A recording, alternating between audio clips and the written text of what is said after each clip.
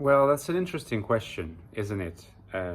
Is the vocabulary provided by personality types, uh, in this instance, we could say the INFJ vocabulary, everything that comes in that package, awareness that one is a person who qualifies or who's best described as INFJ, is that necessary or almost necessary for said person to individuate, to spiritualize?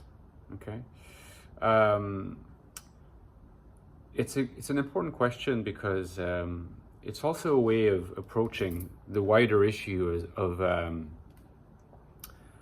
INFJs who speak for all INFJs, whereas others will counter that they only speak for INFJs who self-identify as INFJ, and not for those who are just happily going on, going about in the world, not being aware that they're this or that type, who, if they were to take an interest, would turn out to be INFJ, but are not doing that.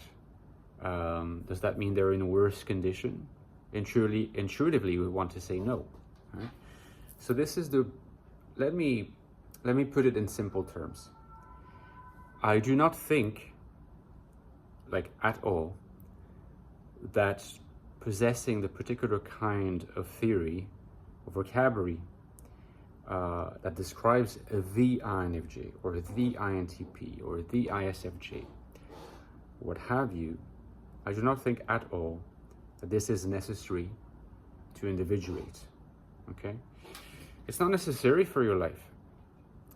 However, for those people that have in fact taken an interest, that have in fact had the idea at some point to look into the type and taken a real interest, there's a reason why they did.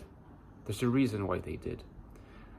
It's because these people, and of course I belong among them, and you belong among them too, by the way, these people have a particular kind of sensibility and a particular kind of sensitivity that is such that they are very, very likely to be particularly responsive to certain kinds of vocabulary that will, for INFJs for instance, help them to trace a path towards spiritualization.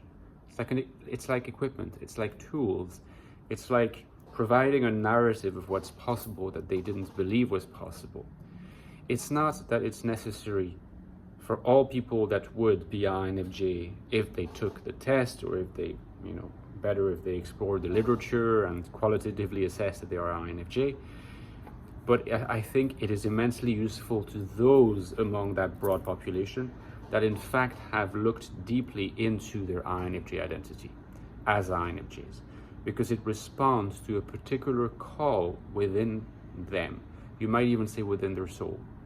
And here the main risk, as it always is for them to be taken in by charlatans.